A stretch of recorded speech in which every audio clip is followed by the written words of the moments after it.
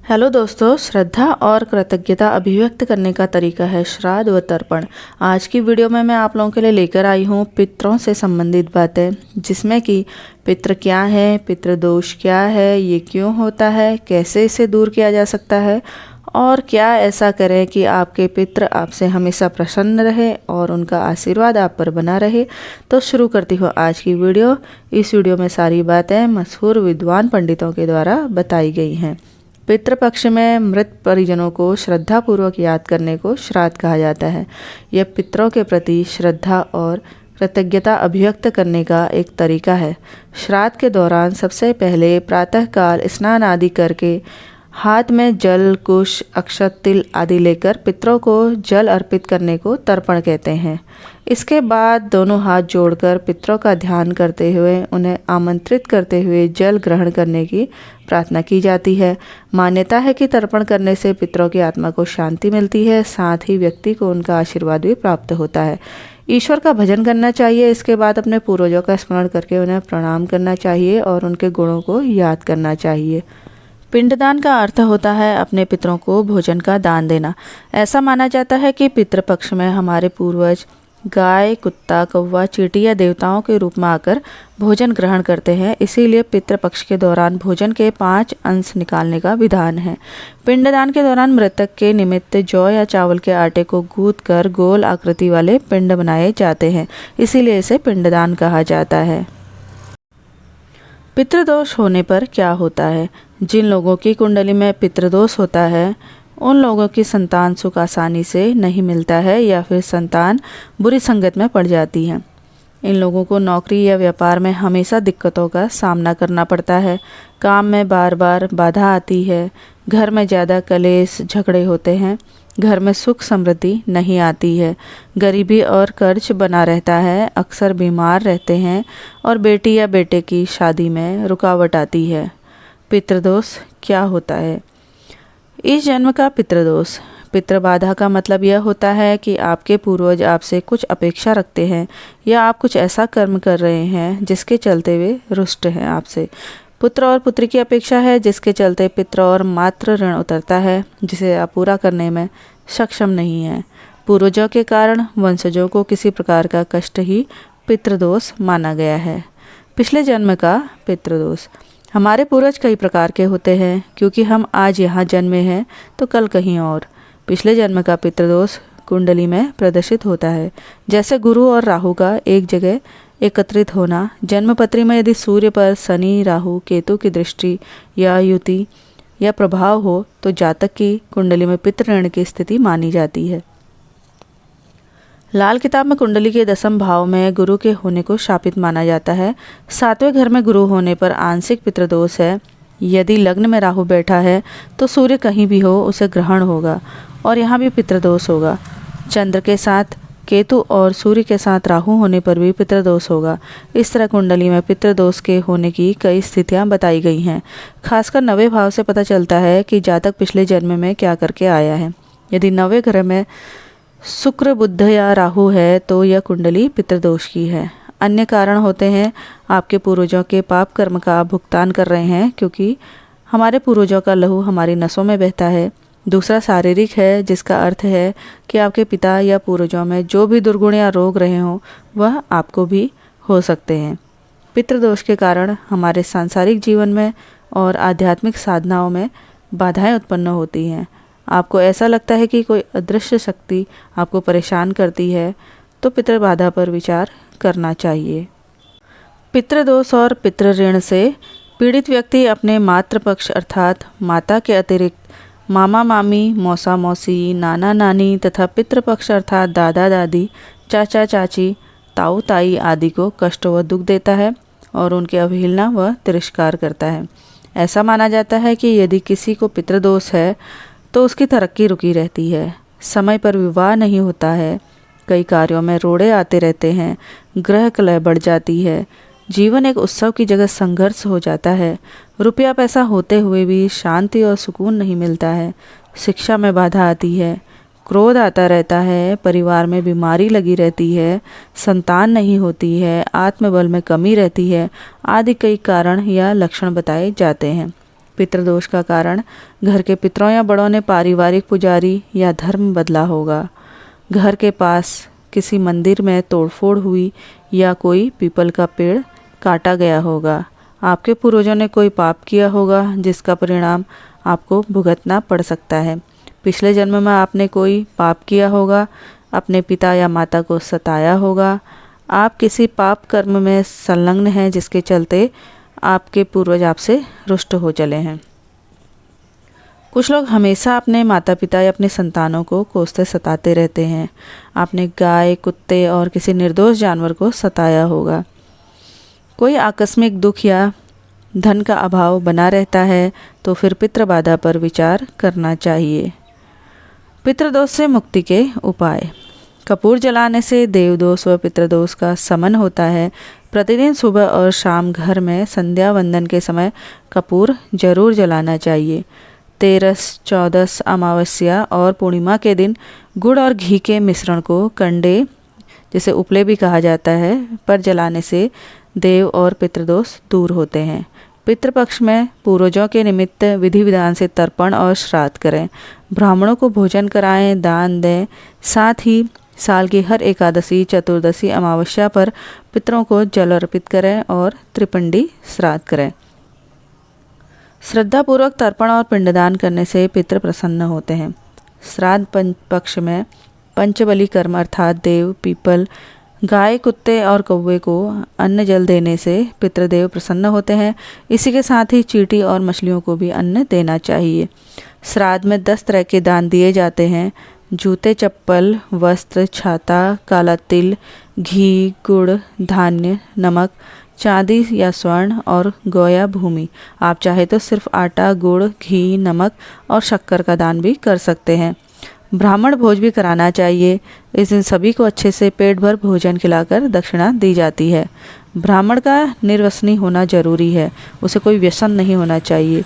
और ब्राह्मण नहीं हो तो अपने ही रिश्तों के जो निर्वसनी और शाकाहारी लोगों को भोजन कराना चाहिए। खासकर जमाई, भांजा, मामा, गुरु और नाती को भोजन करा सकते हैं। पितृपक्ष के दौरान प्रतिदिन अपने द्वार पर पितरों के निमित्त एक दीप जरूर जलाना चाहिए।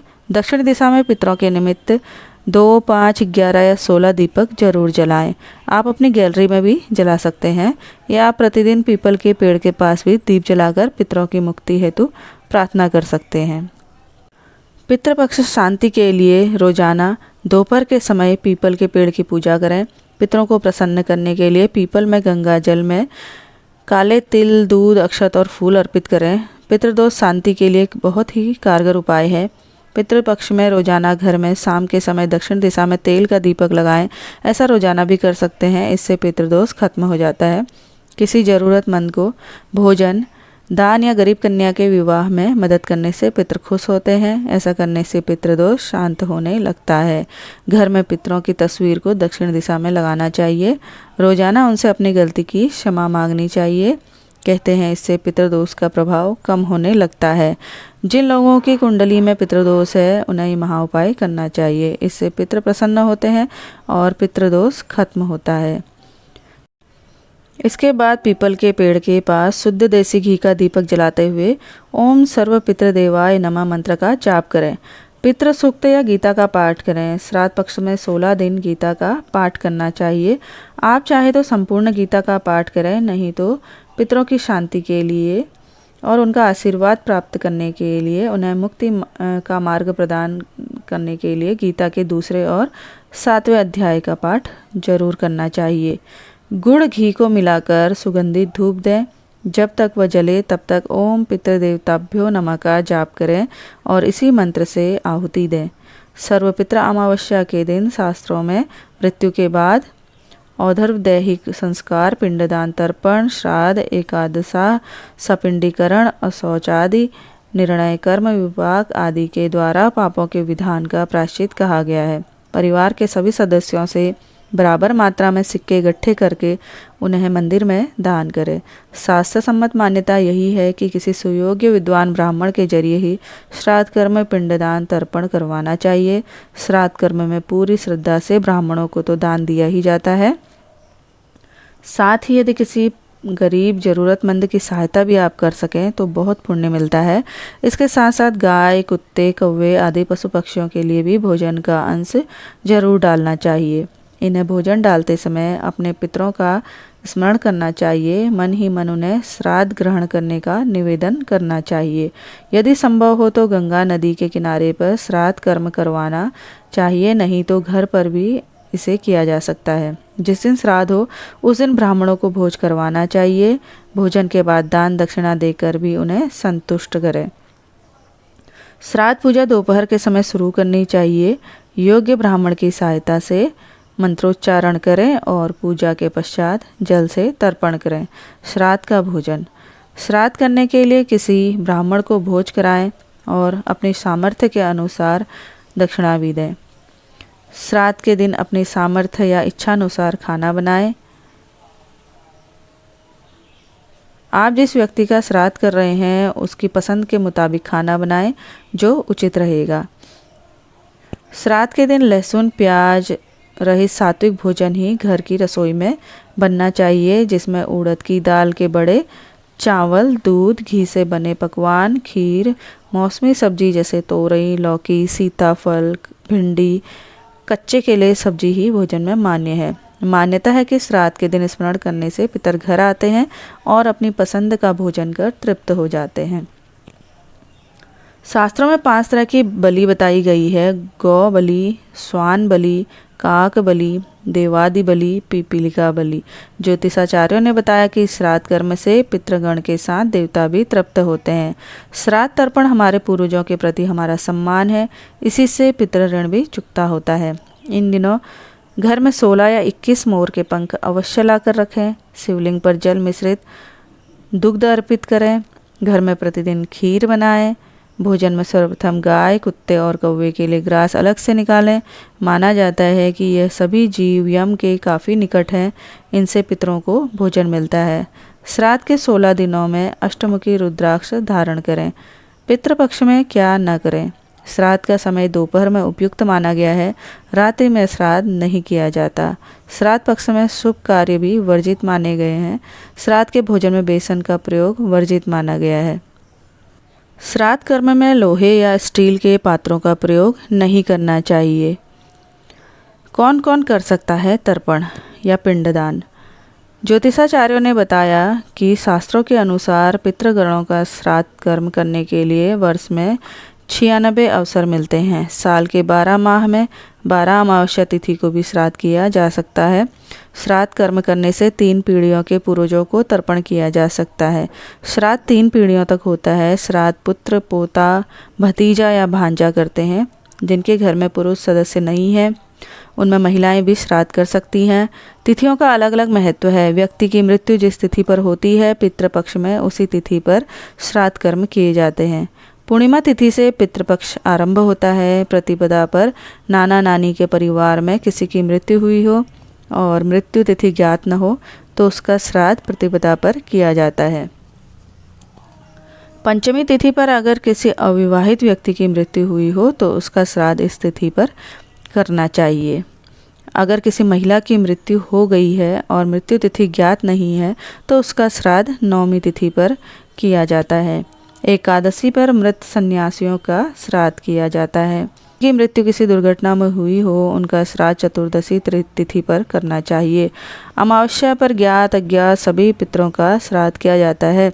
ज्योतिषाचार्यों ने बताया कि पितरों का कर्ज चुकाना एक जीवन में तो संभव ही नहीं, उनके द्वारा संसार त्याग कर चले जाने के बाद भी श्राद्ध करते रहने से उनका ऋण चुकाने की परंपरा है। इसमें जो पितृपक्ष के दौरान दिवंगत पूर्वजों की आत्मा की शांति के लिए श्राद्ध कर जाता है, मान्यता है कि अगर पितर ना हो तो व्यक्ति का जीवन भी खुशहाल नहीं रहता और उसे कई तरह की समस्याओं का सामना करना पड़ता है। यही नहीं, घर में अशांति फैलती है और व्यापार व गृहस्थी में भी हानि झेलनी पड़ती है। ऐसे में पितरों को तृप्त करना और उनकी आत्मा की शांति के लिए पितृपक्ष में श्राद्ध करना जरूरी माना जाता है।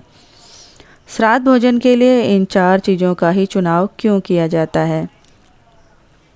ज्योतिषाचार्यों ने बताया कि हमारे पितृ पशु पक्षियों के माध्यम से हमारे निकट आते हैं और गाय, कुत्ता, कौवा और चींटी के माध्यम से पितराहार ग्रहण करते हैं। श्राद्ध के समय पितरों के लिए भी आहार का एक अंश निकाला जाता है, तभी श्राद्ध कर्म पूरा होता है। श्राद्ध करते समय पितरों को अर्पित करने वाले भोजन के 5 निवाले निकाले जाते हैं। गाय, कुत्ता, चींटी, कौवा और देवताओं के लिए कुत्ता जल तत्व का प्रतीक है, चींटी अग्नि तत्व का प्रतीक है, कौवा वायु तत्व का प्रतीक है, गाय पृथ्वी तत्व का प्रतीक है, देवता आकाश तत्व का प्रतीक है। इस प्रकार इन 5 को आहार देकर हम पंच तत्वों के प्रति आभार व्यक्त। केवल गाय में एक साथ पंचतत्व पाए जाते हैं। इसी पितृपक्ष में गाय की सेवा विशेष फलदायी होती है। पितरों के निमित्त सारी क्रियाएं गले में दाएं कंधे में जनेऊ डालकर और दक्षिण की ओर मुख करके की जाती है। कई ऐसे पितर भी होते हैं जिनकी पुत्र संतान नहीं होती है या फिर जो संतानहीन होते हैं। ऐसे पितरों के प्रति आदरपूर्वक अगर उनके भाई, भतीजे, भांजे या अन्य चाचा ताऊ के परिवार के पुरुष सदस्य पितृपक्ष में श्रद्धापूर्वक व्रत रखकर पिंडदान, अन्नदान और वस्त्रदान करके ब्राह्मणों से विधिपूर्वक श्राद्ध कराते हैं तो पितरों की आत्मा को मोक्ष मिलता है। आलू, मूली, बैंगन, अरबी तथा जमीन के नीचे पैदा होने वाली सब्जियां पितरों को नहीं चढ़ती हैं। श्राद्ध का समय हमेशा जब सूर्य की छाया पैरों पर पड़ने लग जाए यानी दोपहर के बाद ही शास्त्र सम्मत है। सुबह सुबह अथवा 12 बजे से पहले किया गया श्राद्ध पितरों तक नहीं पहुंचता है। कुछ बातों का ध्यान रखना भी जरूरी है। ज्योतिषाचार्यों ने बताया कि पितरों को खुश रखने के लिए श्राद्ध के दिनों में विशेष कार्य करना चाहिए। वहीं इस दौरान कुछ बातों का ध्यान रखना भी जरूरी है। पितरों के लिए श्रद्धा एवं कृतज्ञता प्रदान करने वालों को कोई निमित्त बनाना पड़ता है। यह निमित्त है श्राद्ध। पितरों के लिए कृतज्ञता के इन भावों को स्थिर रखना हमारी संस्कृति की महानता को प्रकट करता है। देव स्मृति के अनुसार श्राद्ध करने की इच्छा करने वाला व्यक्ति परम सौभाग्य पाता है। तो दोस्तों, पितृपक्ष से संबंधित ये वीडियो आप लोगों को कैसी लगी? उम्मीद करती हूँ कि इस जानकारी का आप लाभ उठाएंगे। आप सभी के पितृ और हमारे पितरों की हम पर दया, दृष्टि और आशीर्वाद बना रहे। धन्यवाद। मिलते हैं हम नेक्स्ट वीडियो में।